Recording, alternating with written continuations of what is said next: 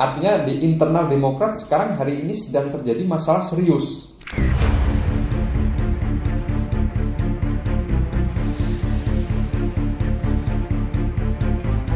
Ada ya berarti Statement rencana. Pak Muldoko kan tidak juga membantah, tidak juga mengiyakan.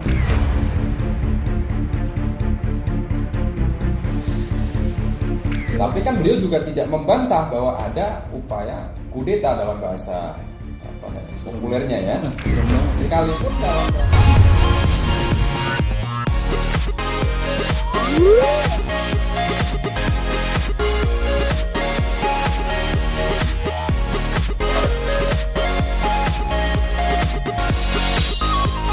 Assalamualaikum warahmatullahi wabarakatuh.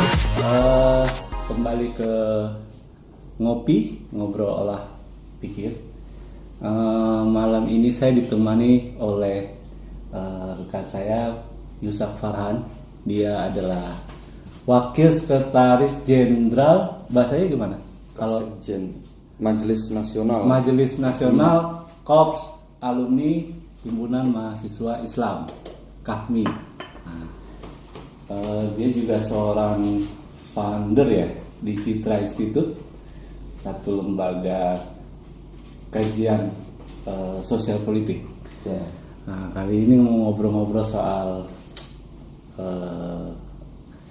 isu-isu yang lagi tren nih seputar politik. Pertanyaan pertama, Pak Isa, sehat ya? Alhamdulillah. Sehat. Lu manggilnya Pak atau Bung atau Kunci di dalam pandemi COVID ini cuma satu. apa tuh? Yang penting sehat. Sehat. Nggak perlu olahraga, nggak perlu macam, yang penting sehat. Sehat, pikirannya positif ya. Ya. Saya manggilnya Bung deh. Siap. Bung Yusak, ini banyak orang bilang setelah pasca FPI, ya kan, itu eskalasi politik mungkin agak menurun. Nah, tetapi belakangan malah hari ini muncul banyak isu ya, yang terbaru itu kan yang saya amati itu usulan dari salah satu lembaga soal potensi capres Megawati dan Yusuf Kalla. Kemudian yang terbaru ini isu AHY sebagai ketua umum Demokrat merasa ada pihak-pihak yang ingin mengkudeta kan gitu. Tapi sebelumnya saya tanya dulu, yang kita obrolin dulu soal yang ini, kenapa masih ada orang yang menyuarakan capres itu JK sama Megawati.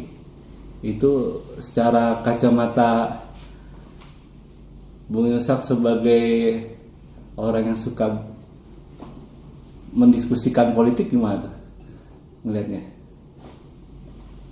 Iya. Terima kasih Bung Sony. Ya, saya kira usulan itu dalam realitas politik sah-sah aja ya. Nah, cuma ada beberapa catatan memang. Yang pertama, kalaupun yang diusulkan adalah Bu Mega dan Pak JK, saya kira kan beliau ini sudah melampaui lah kapasitasnya sebagai mantan presiden dan mantan wakil presiden. Jadi posisi yang pas buat mereka itu saya kira jauh lebih dari itu, karena mereka sudah milih publik, milih rakyat, tokoh bangsa. Nah, kalaupun misalnya ada wacana itu, ya sekali lagi dalam realitas politik itu sah-sah saja. Apalagi Bu Mega kan juga beliau punyalah kendaraan partai PDIP, sementara Pak JK sekalipun secara struktural mungkin tidak terlibat aktif lagi di partai, tapi beliau kan pernah punya kendaraan politik Partai Golkar. Jadi saya kira jaringan-jaringan beliau di Partai Golkar juga masih bisa dihidupkan mesinnya. Tetapi sekali lagi kita sudah punya Presiden Pak Jokowi ya, secara usia relatif jauh lebih muda dari Pak JK dan Bu Mega, dan ini sekaligus menegaskan ada tradisi politik baru ya. Kita butuh darah-darah yang segar supaya ada proses penyegaran kepemimpinan atau leadership. Nanti kalau yang muncul orang itu lagi, masyarakat juga bosan juga. Nah, bukan berarti kita mengerbilkan beliau dalam panggung politik nasional, tapi saya kira sekelas Pak JK dan Bu Mega ini banyak peran yang bisa mereka ambil, dan sekali lagi mereka adalah milik publik, milik rakyat bersama yang pikiran-pikirannya tetap dibutuhkan tanpa harus misalnya dalam kapasitas menjadi presiden. Saya kira siapa yang meragukan ketokohan Pak JK dalam proses resolusi konflik misalnya baik skala internasional maupun nasional. Siapa yang meragukan kapasitas Bu Mega terkait konsistensi gagasannya terhadap komitmen kebangsaan dan pikiran-pikiran yang visioner terhadap kebangsaan. Saya kira tidak ada yang meragukan itu. Berarti itu apa ya kira-kira motifnya sampai memunculkan itu lagi ya? Apa hanya bergening? Ya, saya kira mungkin test the water ya. Gitu. Tapi saya kira realitas politik hari ini kan kalau kita bicara peluang dan potensi-potensi yang ada dari beberapa partai politik kan, misalnya ada yang sudah pasang harga mati ya, seperti Partai Gerindra ada Pak Prabowo, kemudian Partai Demokrat yang hari ini ramai juga ada figurnya Pak AHY ya, kemudian PKB juga ada figurnya Caimin, ada juga P3 yang baru terpilih kemarin Muktamar Mas Soeharto, kemudian PAN juga begitu. Ya saya kira publik akan berharap ada proses penyegaran di situ. Nah, kalaupun muncul wacana itu, saya kira yang pertama kita tes water. Ya sekali lagi dalam realitas politik itu wajar-wajar saja gitu. Itu kira-kira menurut Bung Yusak peta ke depan gimana? Ya peta ke depan saya kira hari ini Pak Jokowi sudah 2 periode ya, secara konstitusional ya sudah pasti tidak bisa lagi mencalonkan kan. Nah ini ada hubungannya juga dengan apa yang hari ini mencuat ya, terutama kasus Partai Demokrat ini kita juga sempat kaget ya. Bahkan banyak pihak yang mengatakan kalau AHY misalnya tidak melakukan konferensi pers secara terbuka kepada publik, ya ada kemungkinan mungkin minggu depan Demokrat sudah dikudeta, sudah jadi ketua umum.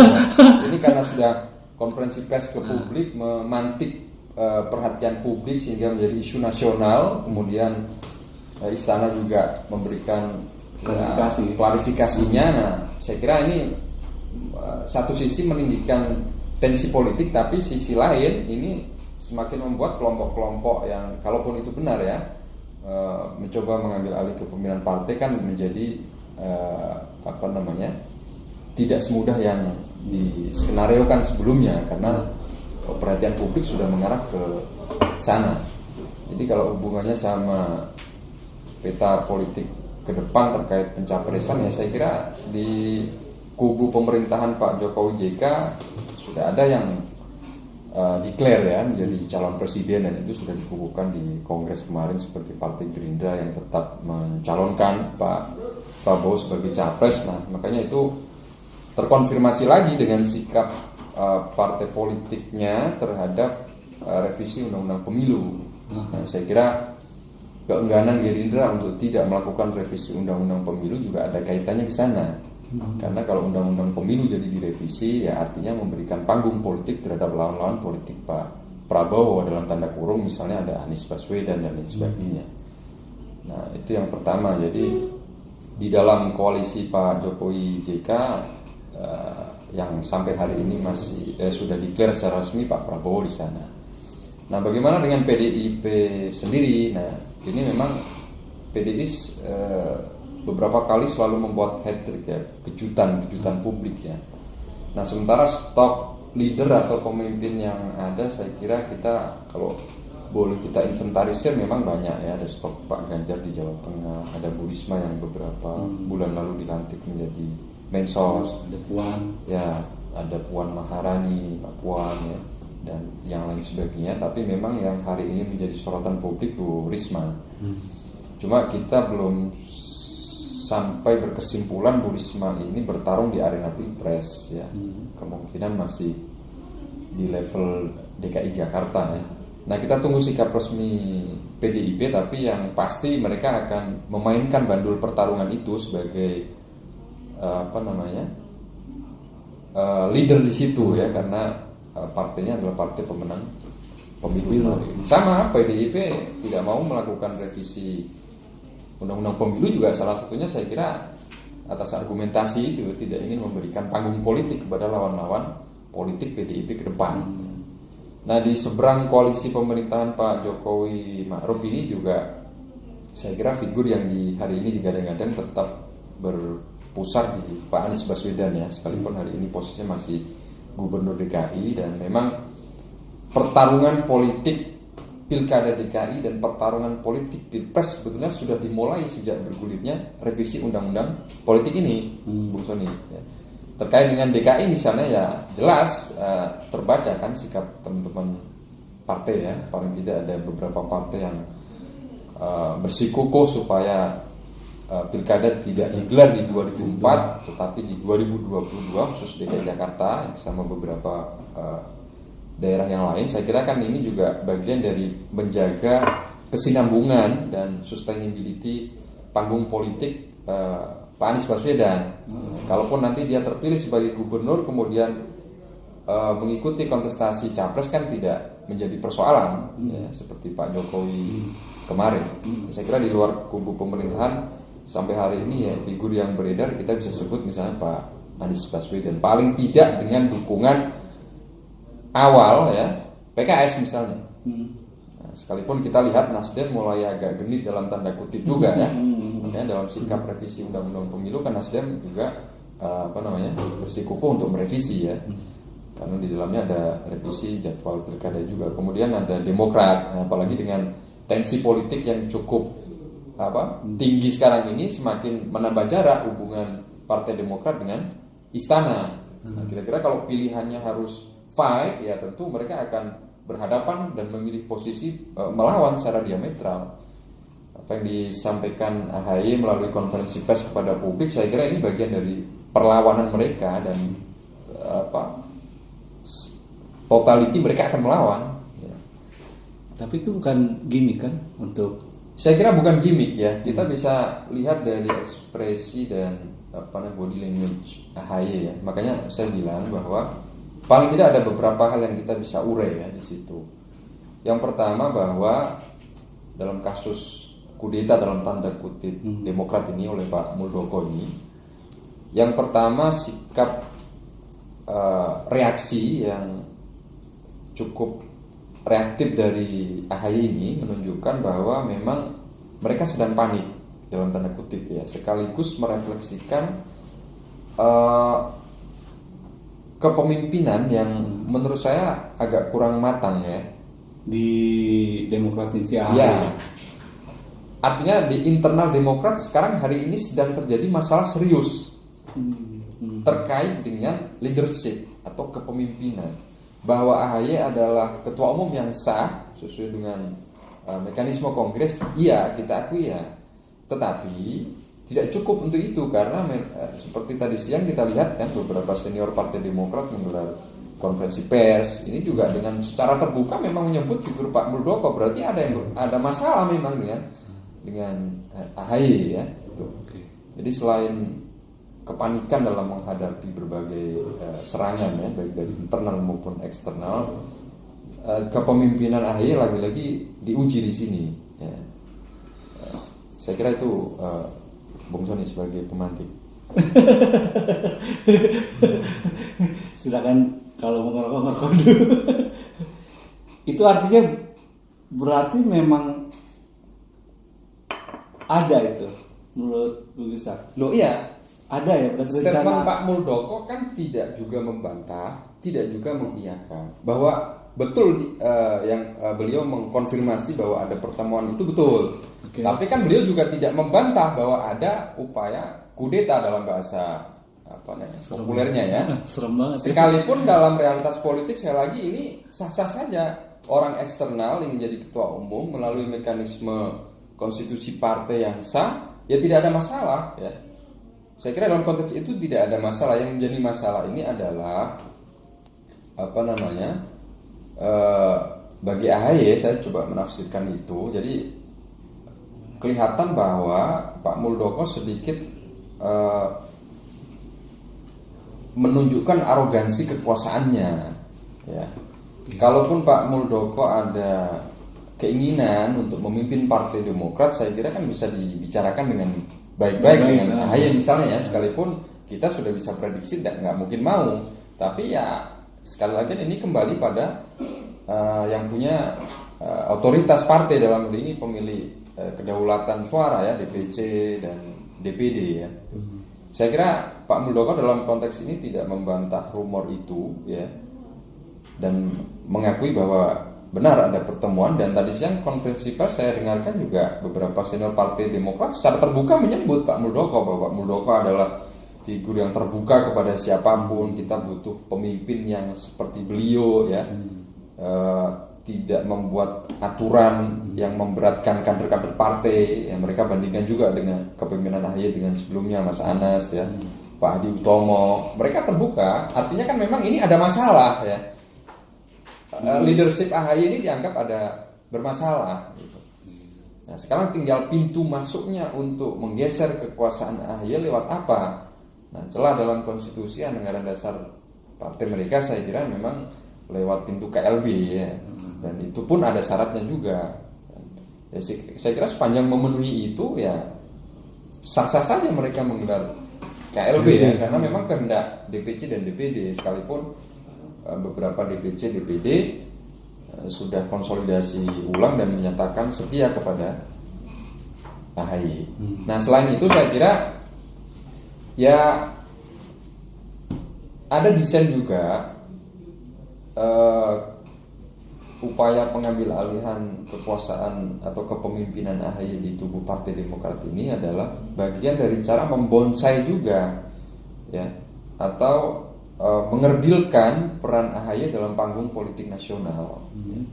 Ya karena di internal Partai Demokrat kita tahu lah ya, friksinya cukup tajam juga ya, terutama sejak Cak Anas ya, kemudian Nazarudin dan beberapa petinggi-petinggi lain yang merasa punya kontribusi dan jasa terhadap pembesaran Partai Demokrat, tetapi justru rewardnya di penjara, kan kira-kira begitu ya, kurang lebih bisa disebut balas dendam atau lantam takut. Saya kira bisa ya, ini bahasa kekecewaan mereka. Makanya kalau AHY menuding Nazarudin terlibat di situ, saya kira logis, masuk akal. Kemudian Maxo Pakua, kemudian Marzuki Ali, sekalipun yang bersangkutan membantah tadi saya lihat ya, tidak mengakui ada pertemuan itu ya. Kemudian konflik beliau dengan Pak Sarip Hasan ya. Nah, saya kira itu yang bisa kita lihat. Nah yang paling menarik saya kira yang terakhir ya, Bung Sony ya. Kenapa harus Pak Muldoko? Ada apa? Ini yang menjadi pertanyaan publik ya. Kenapa nggak Pak Jokowi sekalian? Oke, kalau Pak Jokowi saya kira beliau masih fokus ya, karena PR kita banyak. Kenapa Pak Muldoko? Ya saya kira ini sekaligus mengafirmasi juga, mengkonfirmasi bahwa Pak Muldoko ya kurang lebih sedang mengkalkulasi ya peluang yang bersangkutan ya, sekaligus mempersiapkan kendaraan politik untuk 2004, entah dalam posisinya sebagai calon presiden atau calon wakil presiden. Saya kira beliau sedang berhitung untuk itu. Cuma kan sekarang sudah tercium ke publik. Berarti ini semakin menambah bursa pertarungan capres-cawapres ini menjadi semakin dinamis. Tidak lagi terhadap figur yang beredar kemarin, ada Pak Prabowo, di sebelah ada Anies Baswedan. Saya kira di situ kita artinya begini ya, kita berterima kasih juga dalam tanda kutip ya, akhirnya muncul juga varian atau alternatif figur yang lain ya. Soal nanti nama beliau dilempar di pasar pemilih, marketable atau tidak itu urusan lain ya. Yang pasti kita belajar dari Pilpres kemarin bahwa kalau ada dua pasang calon head to head, ini saya kira dampaknya luar biasa ya. Dividend society-nya sangat kental sekali, masyarakat terbelah ya, yang pro Pak Jokowi dan pro Pak Prabowo, dan kita tidak ingin itu terulang. Maka kalau muncul figur baru, kita juga senang sebetulnya karena berhasil mendinamisasikan proses kontestasi itu. Makanya beberapa pihak kan saya kira mereka yang tidak setuju dengan presidensial threshold yang sangat tinggi 20% ini, saya kira memang harus dirasionalkan. Kalau saya pribadi saya sependapat ya bahwa harusnya diturunkan ya, tidak perlu dipasang terlalu tinggi karena nanti yang ada seperti pengalaman kemarin ya. Bahkan kan ada beberapa pihak seperti Pak Rizal Ramli yang mengusulkan presidensial threshold harusnya 0% dan itu sudah gagasan lama berulang kali dan selalu mentah ya, selalu mentah karena partai-partai juga sepertinya nggak mau juga gitu kan, bergaining posisinya ya. Juga. Kami udah merasa berjuang berdarah-darah di pileg, masa enak aja calon presiden bisa muncul tanpa partai misalnya kan.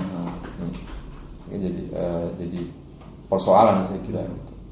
Berarti juga termasuk ya berkorelasinya ya membonsai pencalonan AHY gitu. Ya, saya kira dalam konteks itu, atau ya skenario lain adalah merusak Partai Demokrat supaya semakin hancur.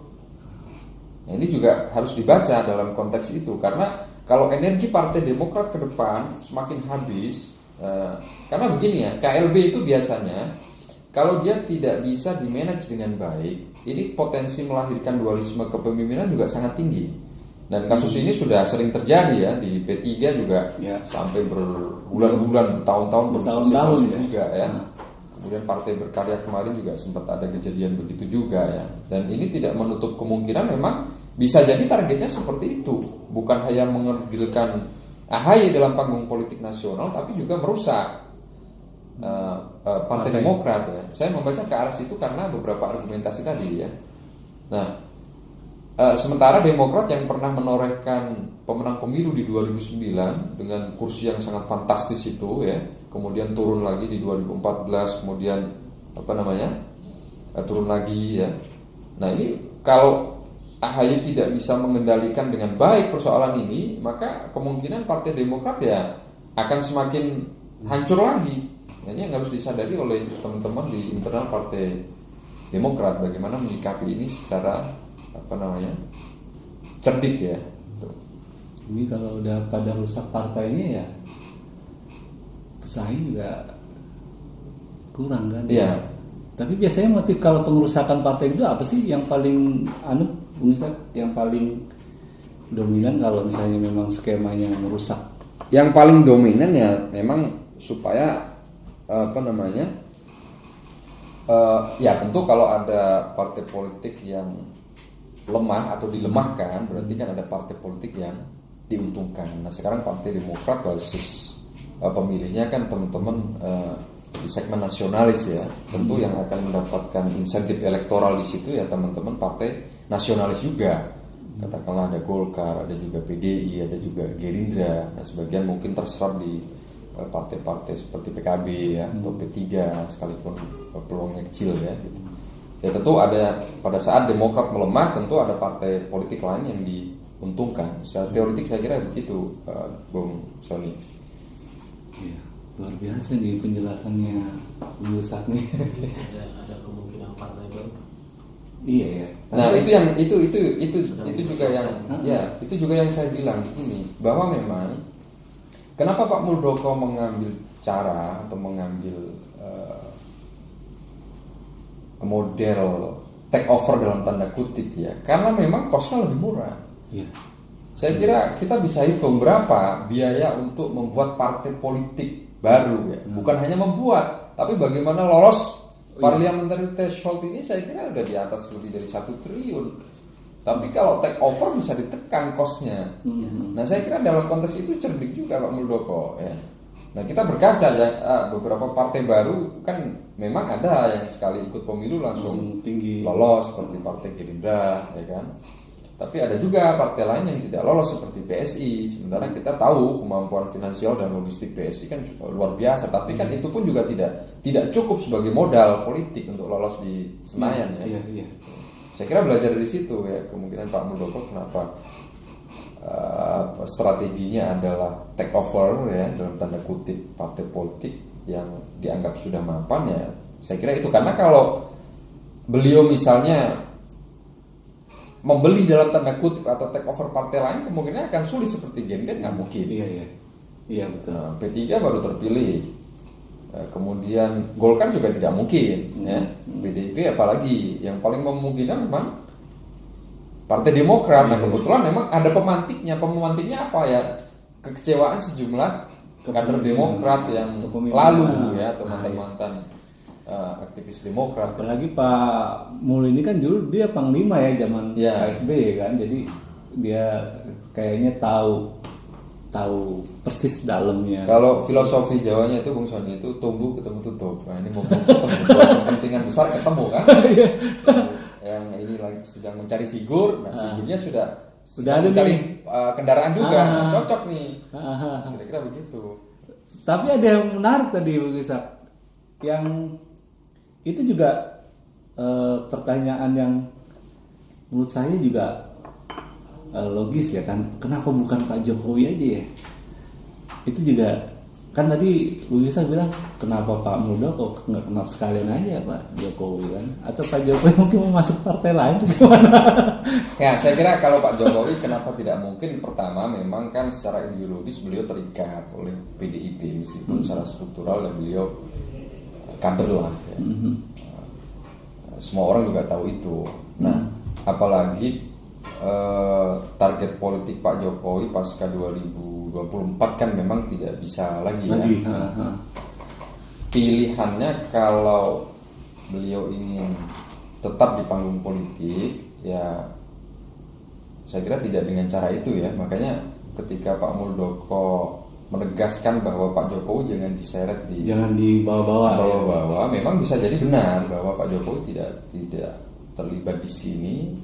Kalau dalam bahasa teman-teman Demokrat kan Pak Muldoko mencatut nama Pak Jokowi ya pada saat pertemuan dengan ex Demokrat itu ya gitu. Tapi saya kira fokus Pak Jokowi lebih pada PR yang hari ini ada ya, terkait recovery ekonomi nasional, terkait COVID, kemudian beban kerja yang menggunung ya, utang luar negeri yang semakin tinggi, beban BUMN dan sebagainya. Saya kira beliau akan fokus ke sana lah gitu. Nah soal kenapa harus Pak Muldoko ya itu tadi bahas berangkat dari filosofi Jawa itu tumbuh ketemu tutup. Iya pas banget kan gitu ya. Pas banget, apalagi mantan Panglima TNI kan. Panglima TNI dan di era Pak SBY. Ya. Jadi tahu dalamnya dia. Berarti ini ya Ustaz,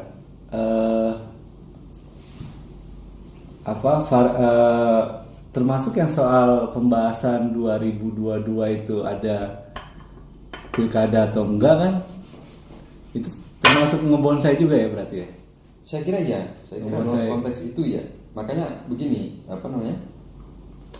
memang argumentasi teman-teman yang tidak setuju dengan revisi undang-undang pemilu yang secara logik bisa kita terima ya, bahwa undang-undang ini kan baru disahkan 2017, artinya belum ada indikator bahwa undang-undang ini dianggap bermasalah atau tidak ya. Nah itu kita bisa terima ya, tapi juga perlu dicatat di sisi lain bahwa kita belajar juga dari pengalaman penyelenggaraan pemilu serentak kemarin. Pilpres dan Pileg saja itu memakan korban sangat banyak sekali ya, dengan beban kerja penyelenggara pemilu yang luar biasa padat ya. Apalagi ini diserentakkan juga dengan pilkada. Pertanyaannya teman-teman KPU sanggup atau tidak? Ya KPU sampai hari ini statementnya kami hanya pelaksana undang-undang, kami ikut. Tetapi kan kita tidak mau terjebak pada hal yang sama ya, bahwa memang beban dan energi penyelenggara pemilu itu luar biasa tinggi ya. Kita tidak ingin kasus itu terulang. Makanya kalau kita lihat teman-teman di elemen civil society ya, teman-teman Perludem dan lain sebagainya ini mendorong supaya ada proses normalisasi dalam arti bagi daerah yang selesai masa jabatannya di 2002 ya harus pilkada 2022 ya. Okay. Dan 23 artinya 2022 dan 2023 harus ada pilkada. Nanti serentaknya di 2027. Okay. Jadi dimolorkan lagi. Dan ini kita bisa tangkap ya. Demokrat, PKS dan apa namanya? Demokrat, PKS dan satu lagi Nasdem. Ini setuju ada revisi. Nah, terakhir saya dengar memang Ketua Balik kita Pak Supratman masih menunggu apakah ini dijadikan prolegnas atau ini atau tidak. Nanti saya kira pertarungannya di situ ya. Kalau ini pertanyaan terakhir, Bung Ishak, efektif mana? Tetap serentaknya di 2024 dengan tadi kapasitas beban kerja pelaksana pemilu itu yang begitu besar, atau memang dibagi misalnya pilpres hanya dibarengi dengan pilkada saja misalnya, nanti yang pemilihan legislatif dengan DPD-nya se-kabupaten kota. Itu efektifnya dibarengin atau dibagi dua gitu aja kalau menurut Bung Ishak? Ya, saya kira putusan MK sudah jelas ya mengakomodasi 6 versi keserentakan pemilu. Tapi sekali lagi memang kita berkaca dari pengalaman ya. Kemarin dengan penyelenggaraan Pilpres dan Pileg bersamaan saja itu beban kerja penyelenggara luar biasa. Dari pagi sampai tengah malam, bahkan ada pagi lagi hampir 24 jam lebih ya, lebih dari 24 jam. Makanya banyak yang meninggal itu. Iya, dan saya tahu betul karena memang kebetulan kemarin saya sempat nyalek ya, jadi tahu betul di lapangan seperti apa ya. Jadi bukan hanya teori saja, tapi dan saya dulu memang sempat di Center for Electoral Reform itu Setro gitu dipimpin Mas Dargumes jadi anggota KPU. Tugas saya memang banyak melakukan kajian ya, kajian teori maupun penelitian lapangan yang bagaimana sih desain election yang sehat, ya kan? Nah, kita tidak bisa bayangkan ya kalau beban penyelenggara yang begitu sangat tinggi itu ada di 2004 nanti. Jadi kalau ditanya, saya pribadi cenderung memilih pendapat yang rasional ya, bahwa memang seharusnya 2022 dan 2023 itu ada pilkada. Karena begini juga kalkulasi politiknya, kalau 2022 dan 2023 tidak ada pilkada, kemudian dibentuk PLT ya, itu juga resiko. Nah, ini juga beresiko karena kita tahu juga kan ya, sekalipun ini bisa disiasati juga dengan bagi-bagi lapak kepada partai-partai politik pengendali penguasa, tapi saya kira ini juga menimbulkan ketidakpastian lah, terutama kita membutuhkan kepemimpinan yang lebih definitif ya dalam rangka policy yang berhubungan dengan beberapa PR-PR mendesak seperti COVID dan lain sebagainya. Belum lagi alasan tadi ya, beban kerja penyelenggara pemilu. Soal itu dihubungkan dengan Capres 2024, toh sama saja kan? Teman-teman yang berdiri tegak di atas argumentasi bahwa undang-undang pemilu ini baru disahkan beberapa tahun yang lalu dan belum diberlakukan, toh pada akhirnya bermuara pada alasan politik juga, bahwa mereka punya kepentingan padahal masih Pilpres juga di 2024 supaya tidak ada pertarungan, kira-kira begitu. Ada pertarungan tapi lawannya ini nggak sebanding gitu loh. Pada akhirnya kan alasannya politis juga. Jadi saya kira nggak bisa juga. Jadi satu-satunya undang-undang yang dibuatnya lama tapi dipakai sebentar undang-undang politik. Ya, saya kira teman-teman masyarakat sipil jelas suaranya ya mendorong agar tetap di 2002 buat normalisasi tadi ya. 24. Jangan sampai isu Jakarta ini mengorbankan juga yang lain. Kita tidak sedang bicara Jakarta ya, urusan Jakarta, tapi normalisasi itu penting karena kita belajar dari pengalaman kemarin 2019 itu. Ya. Saya kira itu, Bung Ishak. Terima kasih. Obrolannya banyak sekali informasi yang kita dapat dan cukup mencerahkan. Terima kasih teman-teman. Wallahu muwaffiq ila aqwamit thoriq. Assalamualaikum warahmatullahi wabarakatuh dan selamat malam.